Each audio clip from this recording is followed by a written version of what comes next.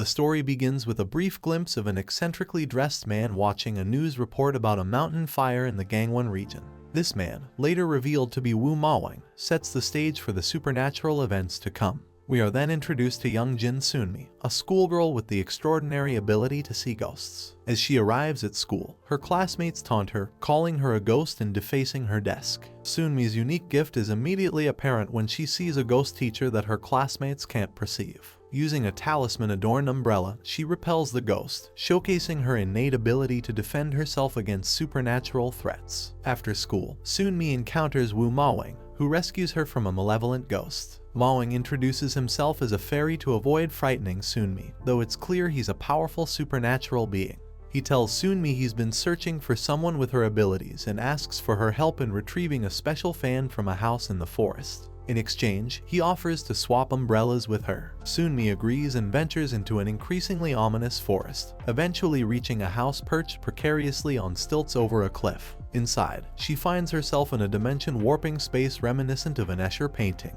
Following Ma-wang's instructions, she retrieves the fan but encounters another supernatural being. Sun Ogong, bound by magical shackles, attempts to persuade Sunmi to free him. He promises to protect her from the monsters she fears if she extinguishes the 5 rainbow-colored candles binding him to the house. Sunmi, demonstrating wisdom beyond her years, requests a formal contract. Ogong agrees, promising to appear and protect her whenever she calls his name when in trouble, danger, or fear. As Sunmi extinguishes the candles, Ogong's shackles disappear. However, the crafty spirit immediately tries to renege on their deal. When Sunmi reminds him of his promise, Ogong admits he can't break a contract with a human but finds a loophole. He erases Sunmi's memory of his name, rendering her unable to call for his protection. Ogong then abandons Sunmi, warning her that she will face punishment for helping him escape. The narrative then jumps forward 25 years. Adult Sunmi is now a successful real estate agent with a reputation for having an uncanny sixth sense about properties. She still possesses her ability to see ghosts, which she uses in her work.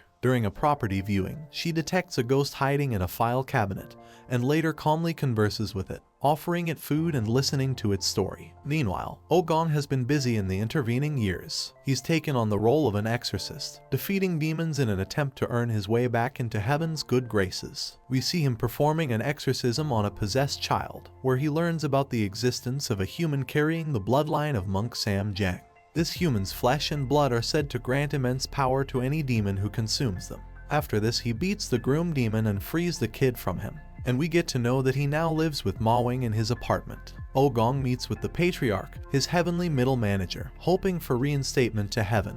However, despite his successful demon hunting, Ogong's methods are deemed too destructive. Angered by this rejection, Ogong declares his intention to find and eat Jang to gain power. The story also introduces us to Ma-wang's current life. He's now a celebrity judge on an audition show and the CEO of Lucifer Entertainment. Ma-wang uses his position to help ghosts fulfill their lingering wishes while also satisfying human aspirations. We learn that many of his company's hit stars are actually monsters of some kind. Patriarch seeks out Ma-wang for help, revealing that the child who freed Ogong years ago is actually Jang. As punishment for freeing Ogong, she was given Jang's fate of confronting demons. Patriarch asks Ma-wang to find and protect her. Sunmi's and Ogong's paths cross again when they spot each other on the street. Ogong makes a fan-waving gesture that triggers Sunmi's memory of their encounter 25 years ago. She confronts him, expressing her anger at being abandoned. Ogong, surprised by her recognition, becomes increasingly frustrated when Sunmi claims to remember his name but refuses to say it. This creates a new dynamic between them, with Ogong now anxious about the possibility of being summoned at any moment. The plot thickens with the introduction of a new threat, a demon bride doll that possesses a woman and begins hunting for its groom. The possessed woman sees Sunmi with Ogong and marks her as an enemy, believing Ogong killed her groom. As Sunmi returns home one night, she's unaware that the bride is lying in wait. The demon attacks Sunmi in her apartment, causing her to cut her arm on broken glass. The scent of Sunmi's blood attracts demons from across the city, revealing her identity as Jang. Ogong, who has been searching for Jang, arrives at Sunmi's apartment and defeats the swarming demons with his golden scepter. Inside, he finds Sunmi confronting the bride demon. As he disposes of the demon, he notices a familiar mark on Sunmi's shoulder, the same mark left by the demon groom he defeated earlier. Realizing that Sunmi is Jang, Ogong declares his intention to eat her. At the same moment, Ma-wang arrives outside, having also been drawn by the scent of Sam Jang's blood. He's frustrated to find that Ogong has already discovered Sam Jang's identity. After this scene shifts to Sunmi's childhood, revealing the origins of her supernatural burden. As a young girl, Sunmi attempts to join her classmates in a game, only to be cruelly rejected. The children, fearing her bad juju, even spit on a tree she touches. Left alone and in tears, Sunmi accidentally cuts her hand, and the scent of her blood attracts supernatural attention. A ghostly schoolgirl appears, drawn by the smell of Sunmi's blood. As the ghost tries to lure Sunmi closer, Sunmi's grandmother arrives just in time to save her. In a heartbreaking revelation, we learn that Sunmi's grandmother is also a ghost. Before fading away, she warns Sunmi about the dangers of bleeding and assures her that someone destined to protect her will come someday. In the present, we find the mischievous Monkey King, Son Ogong, tending to Sunmi's cut arm. He explains that demons are attracted to her blood, the blood of Sam Jang, a human with a royal summons from heaven. Ogong admits that he initially came to eat her but couldn't bring himself to do it when he saw her face. This moment hints at a deeper connection between them, stemming from their encounter 25 years ago.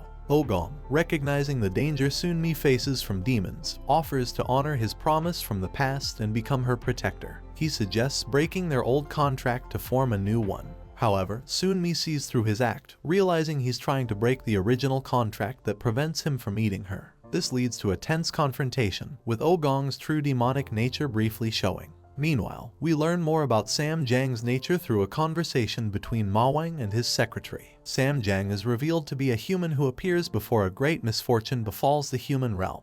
It's explained that Sunmi became Sam Jang as punishment for freeing Ogong 25 years ago, an act orchestrated by Ma-wang himself. The story delves into the temptation that Sam Jang's blood presents to supernatural beings. Ma-wang admits that its scent has awakened his desires for the first time in 1,000 years to kill and eat someone because the scent of her blood is irresistible, but he can't do it because if he will then he won't become a deity, making it dangerous for him to be near Sunmi. As Sunmi grapples with the danger of her situation as Sam Jang, Ogong, in a twisted attempt at kindness, suggests she give up on life. He offers to protect her for a short while and then eat her painlessly. Sunmi, however, refuses, determined to live despite her circumstances. The gravity of Sunmi's situation is emphasized when she's attacked by a demon shortly after leaving Ogong.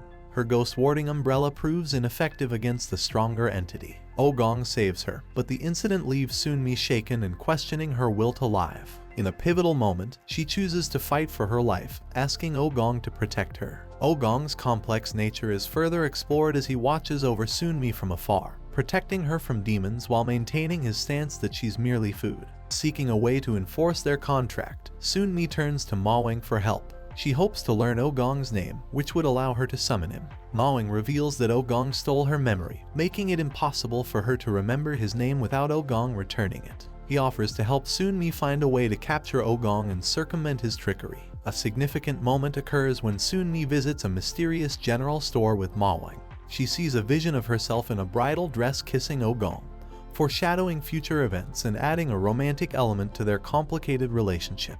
Ma-wang obtains a magical item, a gold bracelet, that can bind Ogong to Sunmi. Sunmi then challenges Ogong to fulfill 3 wishes before she dies: to eat with family, have a drink with a friend, and go on a date. Ogong obliges, role-playing these scenarios with her. Their interactions during these dates reveal a growing connection between them, despite Ogong's attempts to maintain emotional distance. The climax of their outing occurs at a Christmas tree display. Ogong cruelly points out Sunmi's loneliness, but she proudly declares that she has herself and wants to keep living. She then gives Ogong the gold bracelet as a gift, secretly hoping it will bind him to her. The episode introduces a new supernatural threat, a bride-stealing demon that traps victims in an old photograph. Sunmi becomes trapped in the photograph while investigating a client's cancelled wedding.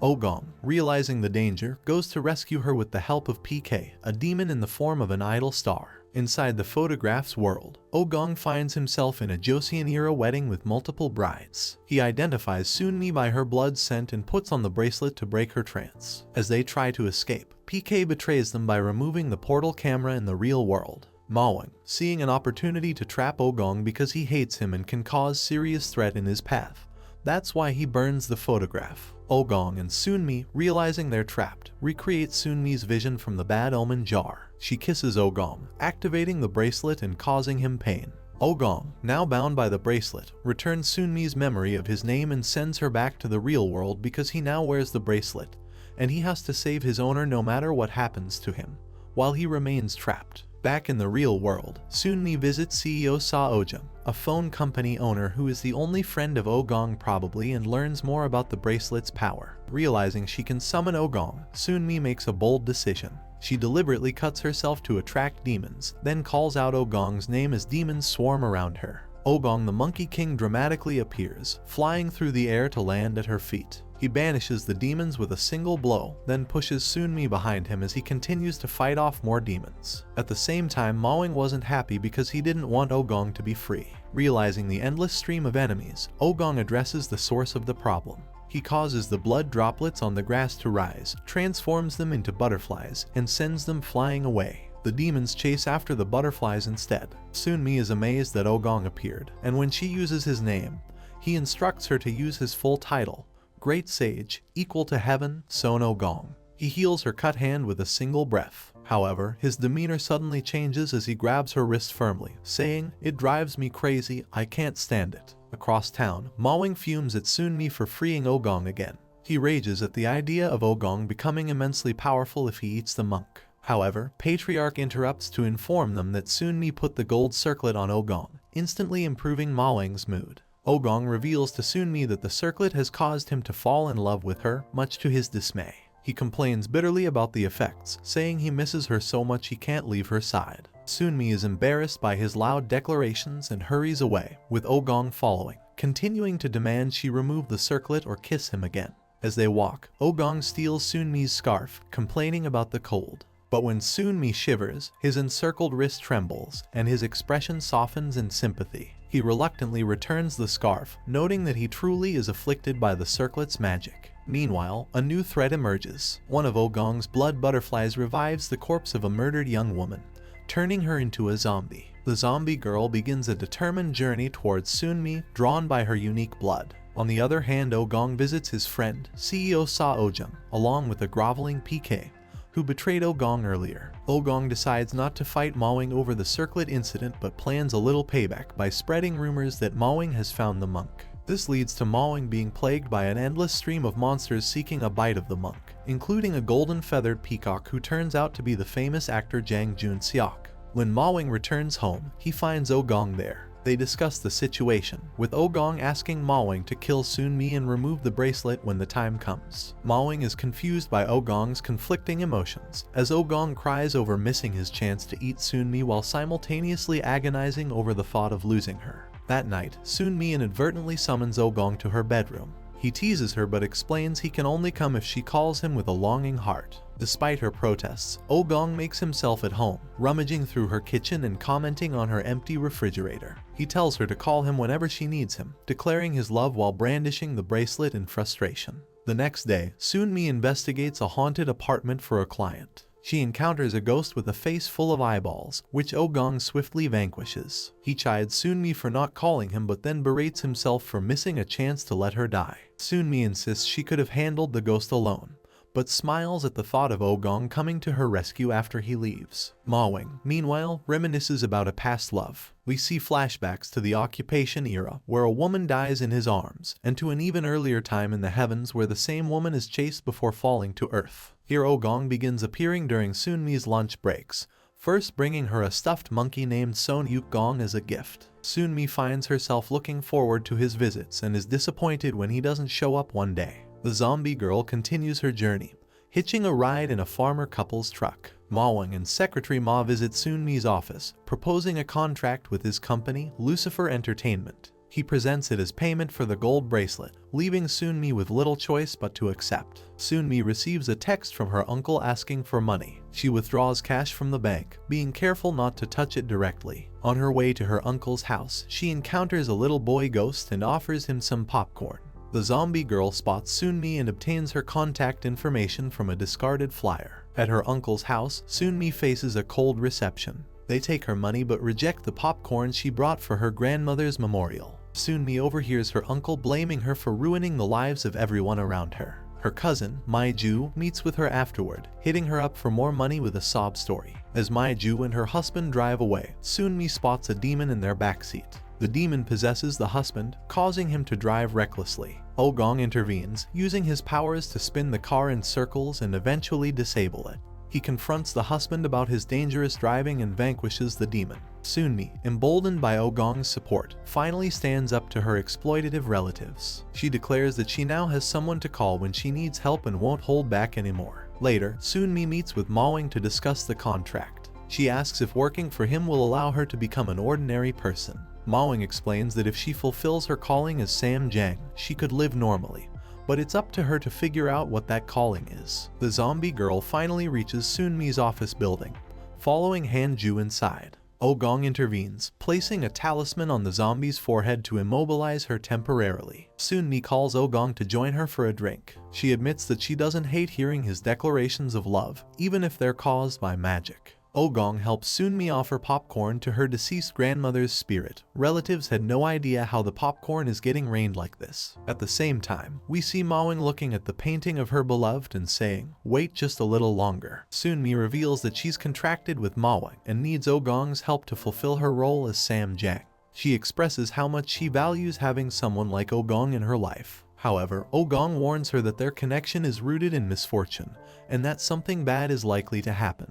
At that moment, the talisman on the zombie girl's face dissipates, and she reanimates. Han-ju returns to the office to take back something he forgot, unaware of the danger lurking nearby. Oh-gong senses the threat but tells Soon-mi that their contract only involves protecting her, not others. Here he offers to save Han-ju in exchange for Soon-mi removing the circlet that binds him. Soon-mi is on the verge of accepting this deal when Ma-wang intervenes just in time. He reminds Soon-mi to trust in the power of the circlet, cautioning her against Oh-gong's manipulations. Heeding Ma-wang's advice, Soon-mi instead grabs Oh-gong's hand and reminds him that he didn't abandon her to suffer before. She sincerely asks for his help before running off to save Han-ju herself. Oh-gong, knowing Soon-mi won't reach Han-ju in time, is conflicted. Ma-wang, observing Oh-gong's internal struggle, predicts that Oh-gong will save Han-ju anyway. He mockingly asks if Oh-gong can withstand Soon-mi's tears, clearly enjoying the Monkey King's predicament. Affected by the circlet's magic, Oh-gong imagines Soon-mi crying over Han-ju's dead body. To his shock and Ma-wang's amusement, this causes Oh-gong physical pain and brings tears to his eyes. Oh-gong insists he's not affected, even as tears stream down his face. Ma-wang explains the correlation: if Soon-mi hurts, Oh-gong hurts too.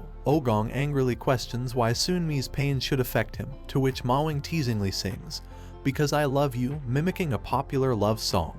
Oh-gong arrives at Soon-mi's apartment just in time to save Han-ju from the zombie girl. He swiftly tosses the zombie aside and pushes a confused Han-ju out the door without explanation. When Soon-mi arrives, she's elated to hear that Oh-gong came to the rescue. She rushes inside to find Oh-gong waiting for her, with the zombie girl now stuffed into a giant duffel bag.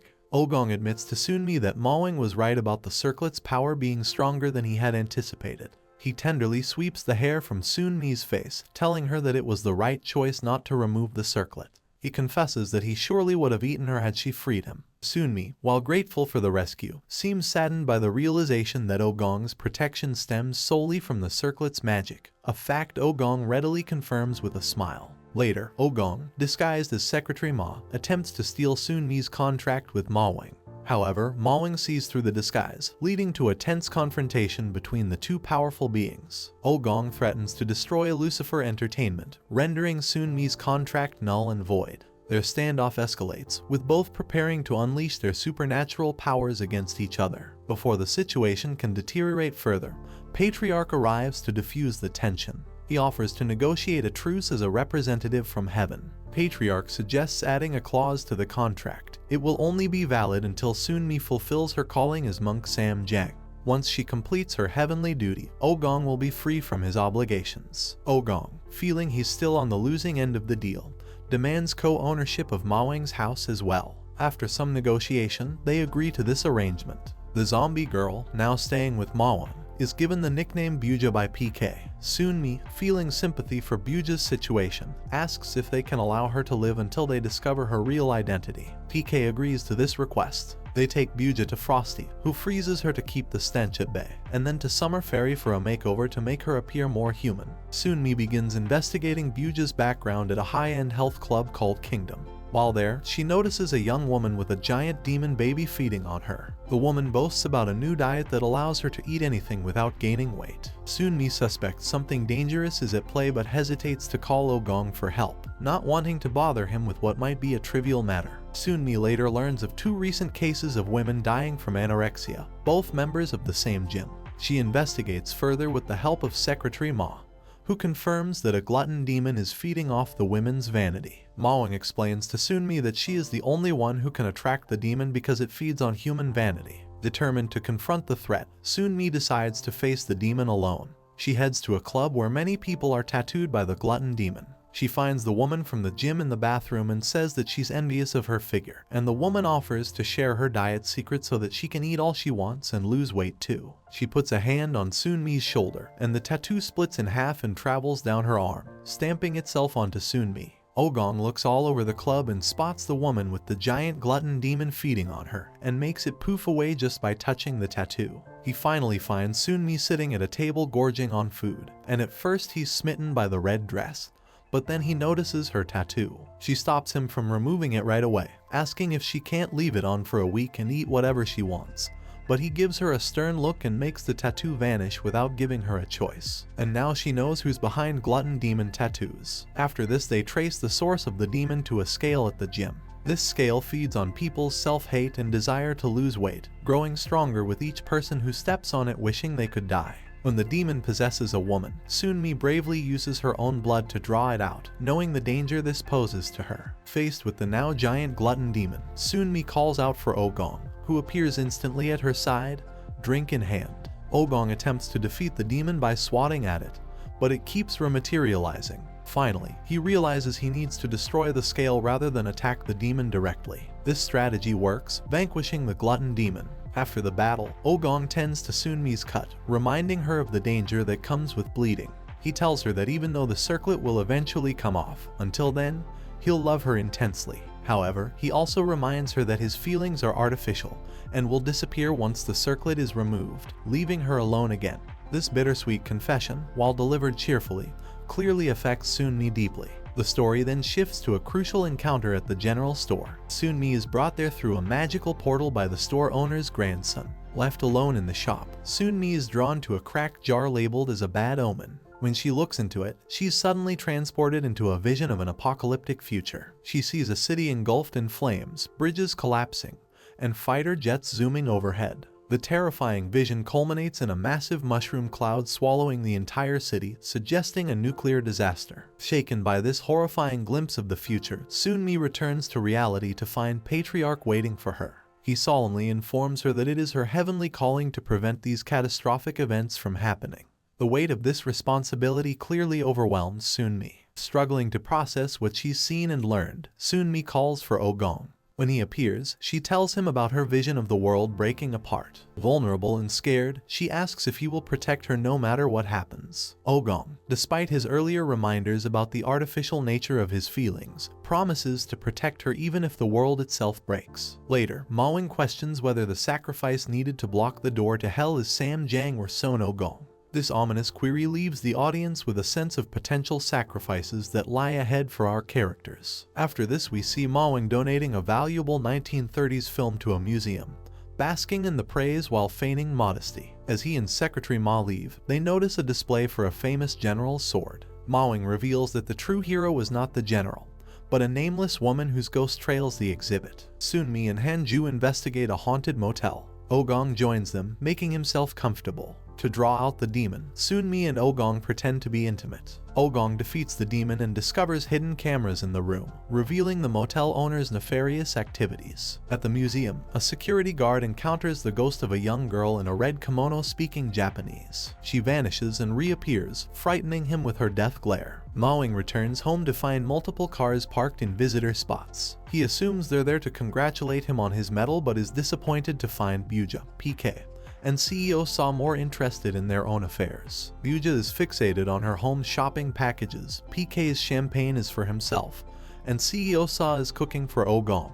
Ogong visits Frosty's ice cream stand and sees PK's fangirls waiting in the cold. He initially scoffs at their behavior but soon realizes he's acting similarly towards Sunmi. This realization deeply disturbs him, and he tries to convince himself that he, as the great sage, should be different. At Sunmi's office, Hanju informs her about the hidden camera files found at the motel. He suggests replacing Ogong as her bodyguard, unaware of the supernatural nature of their relationship. Ogong overhears this and becomes jealous, demanding Sunmi replace Hanju instead. On the other hand, Byuja watches Ma-wang's audition show and demonstrates some dance moves, suggesting she might have been a dancer. Ma-wang feeds her an energy ball harvested from the 2002 World Cup to help recover her memories. PK takes Byuja to a practice studio to jog her memory. There, they encounter Alice, the girl who had attracted the diet monster glutton demon previously. Byuja's zombie nature is almost revealed when Alice pushes her, causing her to fall rigidly and then rise like a vampire. PK knocks Alice out to conceal the truth. Byuja later sees one of the hitmen involved in her murder, triggering a memory. This hints at the circumstances of her death. Here, the ghost girl in the red kimono haunting the museum. Secretary Ma discovers the ghost has escaped into the donated film reel. Ma-wang decides to enter the film world to retrieve her and takes Sunmi along. Before entering, Sunmi asks Ogong to stay behind, reminding Ma-wang of how he trapped Ogong last time. Inside the film, set in 1930s Gyeongseong, Ma-wang encounters his long-lost love, Iron Fan.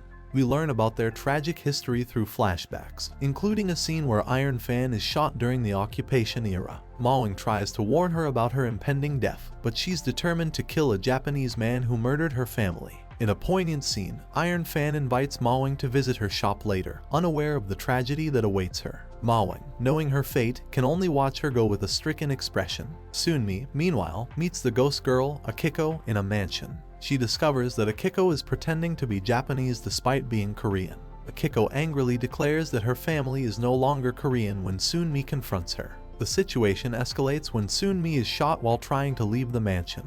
Ogong, sensing Sunmi's danger, enters the film world to save her. He burns the world within the film where Sunmi was shot, allowing him to bring her out safely. Ma-wang explains to Secretary Ma that Ogong destroyed one world for Sunmi's sake, highlighting the extent of Ogong's actions to protect her. Sunmi wakes up in a movie theater with Ogong, watching her favorite film and holding strawberry ice cream. Ogong explains that he's given her all the things she likes, including himself. This sweet moment showcases Ogong's growing love for Sunmi. Later, it is revealed that the ghost girl, Akiko, is actually the younger self of an elderly Korean woman named Kang Myung-ya. In the present day, Myung-ya receives a medal alongside Ma-wang at an award ceremony. Her grandson, a well-liked politician whom Byuja recognized from the gym, wheels her in. This connection hints at possible involvement in Byuja's murder. Myung-ya's past as a Japanese sympathizer is a dark secret. In a chilling scene, she looks at her medal with a sinister glint in her eye, then pulls out another medal her well-respected family received from the Japanese emperor long ago. The ghost of young Akiko appears to Myung-ya, declaring that anyone who knows her true identity must disappear. Myung-ya is later found dead in her wheelchair. Here, Ogong struggles with his magically induced feelings for Sunmi. He tries to learn her preferences, even noting her liking for strawberry ice cream and FT Island. Sunmi, aware that his feelings aren't genuine, tries to distance herself emotionally. Sunmi admits she's starting to like Ogong but asks him not to do things that would make her like him more, knowing his love is artificial. She says, "I truly don't want to like you. Don't ask me to like you." Ogong agrees to her request. Later, Ogong offers a drink to Ma-wang for the medal and after that reveals that he tricked him into drinking Sunmi's blood, masked by lotus-scented candles. He explains that he filled the house with fragrant lotus flower candles to hide the scent of Jang's blood. That's why he couldn't recognize Sunmi's blood in the drink. As Sunmi enters the house, Ma-wang experiences intense pain due to his desire for her blood, while Ogong grins mischievously at Ma-wang's predicament. However, Ma-wang surprises Ogong by removing his orb ring, demonstrating greater self-control than Ogong anticipated. Ma-wang reveals that a tiny drop of blood isn't enough to undo 1,000 years of self-restraint on his path to becoming an immortal. This unexpected turn deflates Ogong's satisfaction. Undeterred, Ogong declares that the real test begins now. He sets up a sandglass and leaves Ma-wang alone with Sunmi, who has just arrived at the house. As Sunmi approaches, Ma-wang's eyes flash red, and he struggles to maintain his composure. His teeth transform into fangs, and his nails become claws. Despite Ma-wang's desperate warnings, Sunmi continues to approach him, sensing something is wrong. Just as the sandglass empties, Ma-wang screams in pain and the entire house goes dark. Ogong returns and quickly leads Sunmi out of the house. She notices his apparent happiness about Ma-wang's illness and expresses disappointment. When Sunmi complains about the cold, Ogong tries to avoid giving her his coat. Sunmi counters by using Ijio to appeal to Ogong's heart. Ogong takes Sunmi through a portal in an elevator to a place called Shirimdong.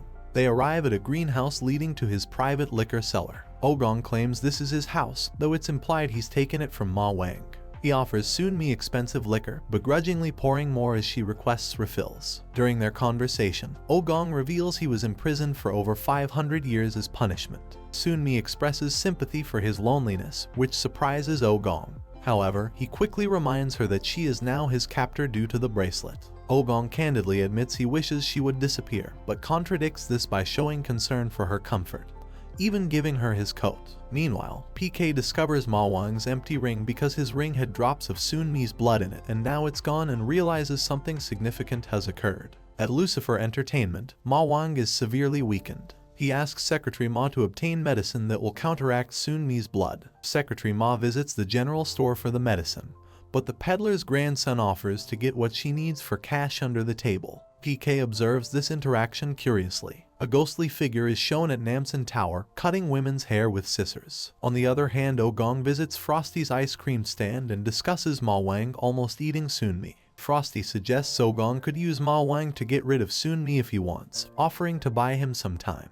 At his office, Ma-wang struggles with withdrawal-like symptoms, shaking uncontrollably but insisting he's well enough to work. Sunmi, unaware of the situation, goes to meet PK at a broadcast station. She encounters Ma-wang in the hallway and, sensing something is wrong, pursues him through the building as he desperately tries to escape her presence. Just as Ma-wang is about to succumb to his bloodlust and attack Sunmi, Ogong intervenes at the last moment, knocking Ma-wang unconscious. PK later learns about Ma-wang's desire to eat Sunmi and offers his support in exchange for a bite of her himself. Ogong finally admits to Ma-wang that he orchestrated the situation as revenge for Ma-wang teasing him about being in love. They discuss the implications of Sunmi's potential death on Ogong's curse. Ogong points out that if Sunmi dies, he would be free from the bracelet's control and no longer feel pain. Here Buja, the zombie girl, gets into a confrontation with Alice, a bratty celebrity. During their tussle, Buja loses an eyeball, which she promptly reattaches, causing Alice to faint in horror. Buja is then invited to audition for a show by Alice's acquaintance,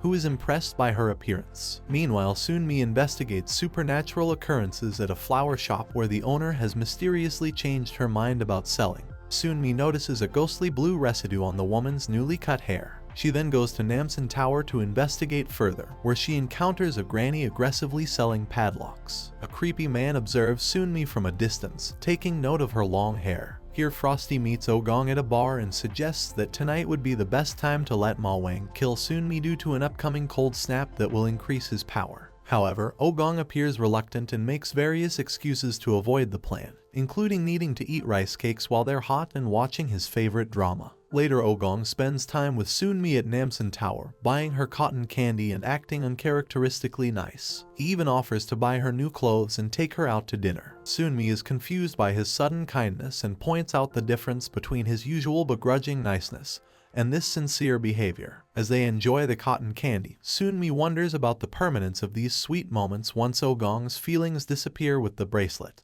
Ogong assures her that sweet memories remain regardless of the bracelet's presence, stating, "With or without the circlet, sweet is sweet and like is like." Meanwhile, Secretary Ma, seeing Ma-wang's continued suffering, plans to kill Sunmi herself. PK discovers this plan and seems conflicted about what to do. However, he wanted one bite from Samjang, but he just learned that if Samjang dies, Buja will also die. She is alive because of Sunmi's blood. PK doesn't want this because Buja is like a friend to him now. That's why he informs Ma-wang about Secretary Ma's plan. As Secretary Ma attempts to stab Sunmi in the parking garage, Ogong and Ma-wang suddenly appear, with Ma-wang taking the knife intended for Sunmi. Sunmi, shocked, finally learns about Ma-wang's bloodlust for her and Ogong's role in causing it. The bloodlust of Ma-wang occurred because of Ogong. Hurt by this revelation, she runs away in tears. Devastated, Sunmi returns to Namsan Tower to remove the padlock she had hung earlier, feeling foolish for believing Ogong's words. The haircutting demon appears and offers to take her painful feelings along with her hair. As Sunmi seriously considers the offer, she realizes at the last moment that she doesn't want to lose her feelings and calls for Ogong,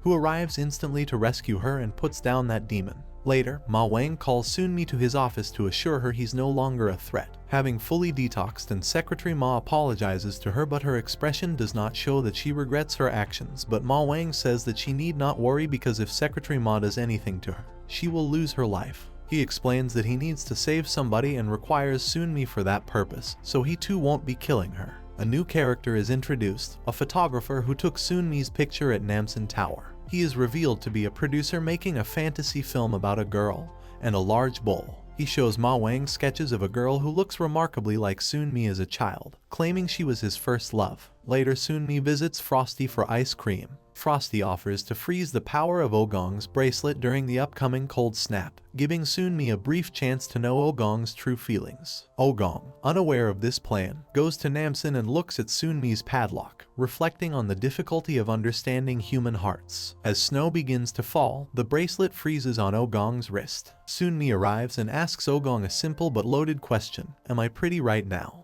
With the bracelet's power temporarily suspended, Ogong responds sincerely, "Yes, you're pretty, because I love you." The moment of truth ends as the last grains of sand fall through the sandglass. Ogong is feeling unwell after his encounter with Sunmi at Namsan Tower. He blames the weather for his condition, showing symptoms like fever and scratchiness. Ma-wang is skeptical that Ogong could get sick but enjoys seeing him uncomfortable. Ma-wang himself is experiencing side effects from remedies he took to counter tasting Sunmi's blood, causing his eye to twitch. Ma-wang has invited a famous movie producer to the house. This producer, Jonathan, had told Ma-wang that young Sunmi was his first love. Ma-wang anticipates Ogong's jealous reaction to their potential reunion. At a bar, Sunmi discusses with Summer Fairy what happened when the bracelet's powers were momentarily frozen by Frosty. Sunmi asked Ogong a question but is confused about his response, unsure if his declaration of love was real or driven by the bracelet. Summer Fairy advises Sunmi to befriend humans rather than monsters, warning her that getting involved with monsters is dangerous. Ogong visits Sunmi, bringing her a thermos of CEO Sa's porridge. He teases her by pretending the thermos lid is a magical communication device. Sunmi, annoyed, insists on using human devices. Ogong assures her that he can't let her disappear because his heart would shatter, promising that she won't die before he does. In a nearly empty library late at night, a student encounters a beautiful ghost woman who appears to be legless. CEO Sa rescues an octopus from a fish market.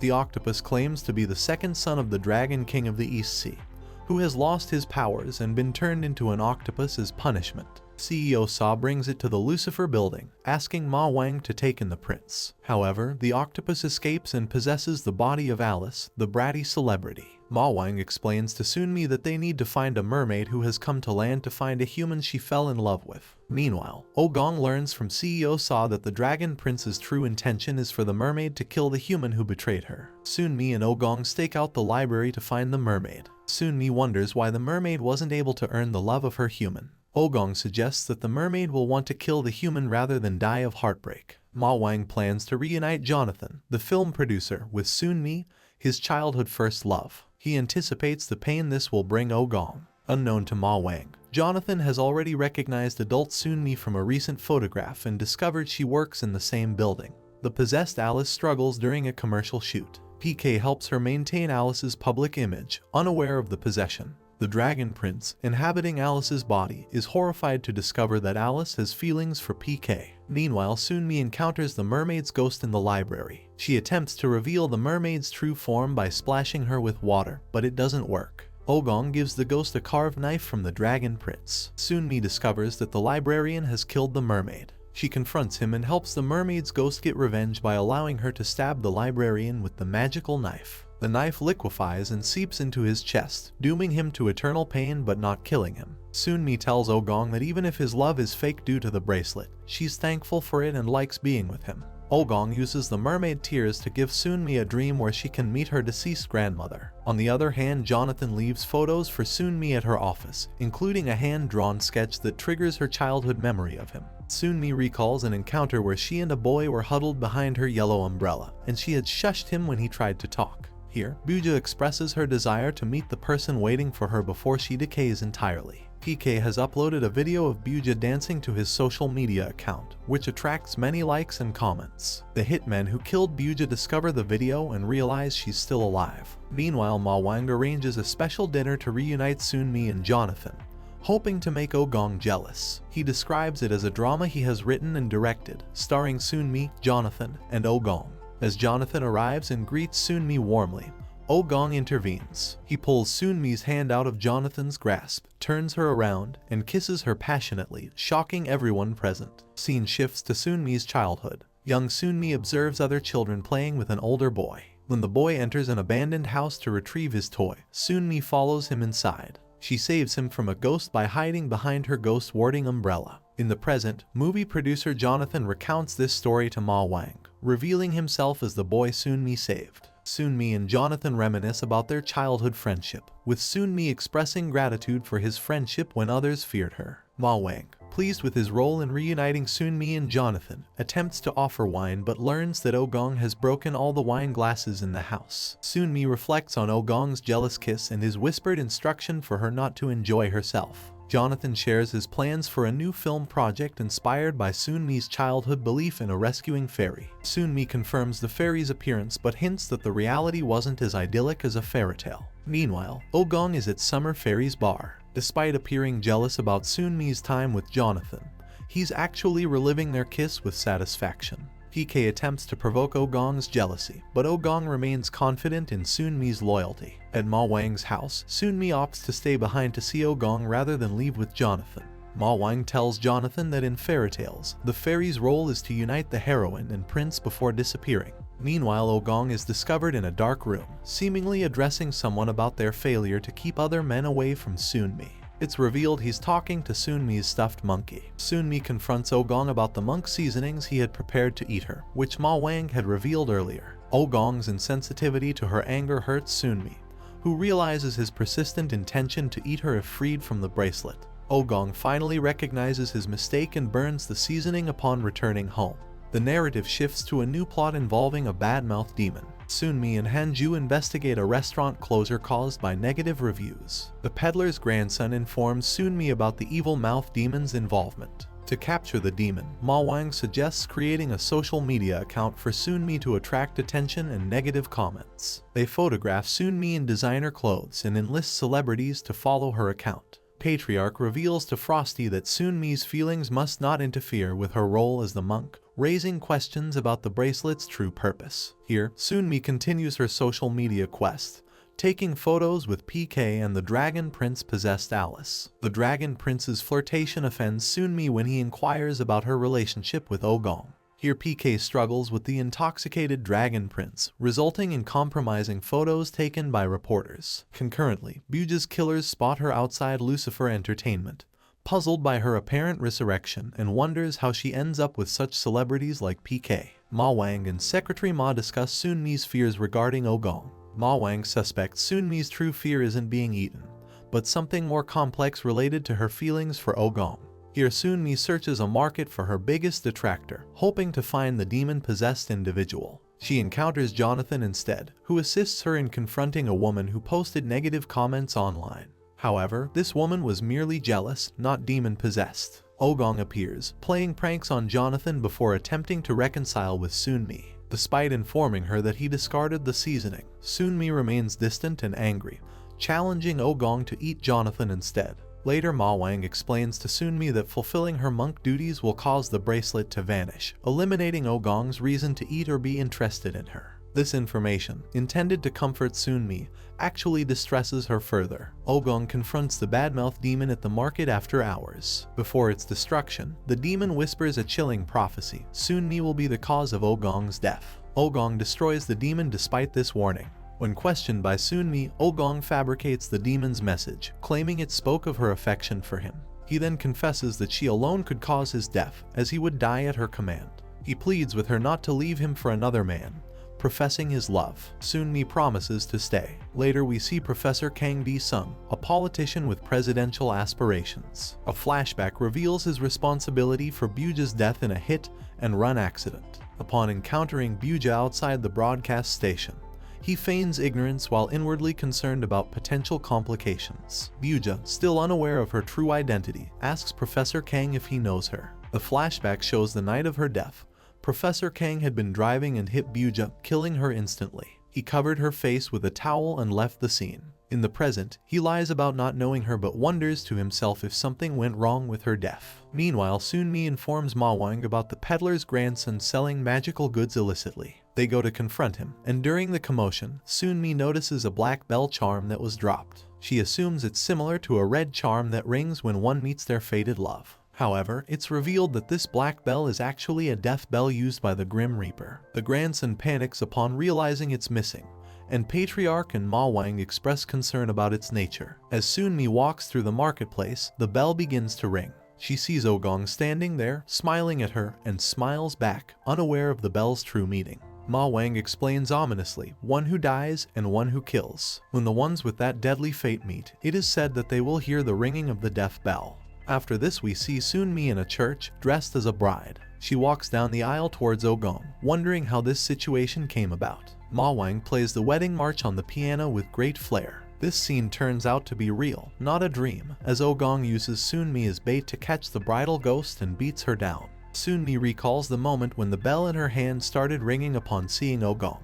She believes it's a sign of meeting her fated match, unaware that it's actually a death bell signaling a deadly fate. Ogong tells Soon-mi she's free to marry him anytime, which makes her happy. Meanwhile, Ma-wang believes Soon-mi has no expectations of Ogong, based on her previous assurances. He quotes Victor Hugo to Secretary Ma, the reduction of the universe to a single being, the expansion of a single being even to God, that is love. They discuss how this applies to Ogong's feelings for Soon-mi due to the bracelet. As Ma-wang's car stops at a traffic light, a police car pulls up beside him. Unbeknownst to Ma-wang, his wife, Princess Iron Fan, is in the backseat, looking wan and with blood-stained, cuffed hands. At a bar, PK tells Dragon Prince to find a new host, upset about getting caught in a scandal. PK explains that there's someone he cares about who needs to become famous, but the scandal has ruined his chance to help her. On the other side, Ogong reluctantly accompanies Soon-mi to pick up Han-ju's children from school. Left alone with the kids, he struggles to entertain them but eventually uses his powers to show them a dinosaur vision.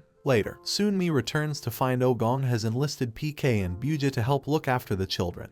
That night, Han-ju's daughter declares she wants to marry Ogong. Soon-mi firmly tells the girl that marriage is for fated matches and that Ogong already has someone. Ma-wang informs Ogong about the lost black bell, which could be dangerous in human hands. Ogong warns Ma-wang not to put Soon-mi on the task of recovering it. Somewhere we see two poor children with an abusive, alcoholic father. The younger sister disappears after seeing a golden rope outside their window. His brother calls out for her and sees the rope disappear, and the fairy tale book lights up. In a library with crammed wall to floor with books, a woman reads that same book. The book gleams with golden light as she puts it back on the shelf, and she smiles to herself at the sound of a girl's laughter gurgling from it. Here Patriarch tells Ma-wang about a series of children's soul disappearances. He mentions Iron Fan, who was once a demon that ate children's souls. Ma-wang becomes upset at the mention of Iron Fan, revealing a painful history. Ma-wang tells him tersely that if he's so concerned, Patriarch should reward him handsomely in points when he catches this demon.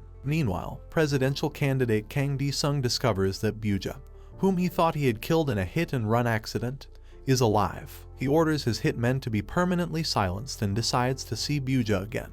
Ogong finds Byuja relaxing in his bathtub. When he threatens to turn on the hot water, Byuja claims she knows Soon-mi's feelings due to their blood connection. Ogong asks her to tell him what Soon-mi thinks of him, but Byuja can only say that she believes Soon-mi likes him. After this, Ogong and Ma-wang have a tense moment when Ogong brings up Iron Fan.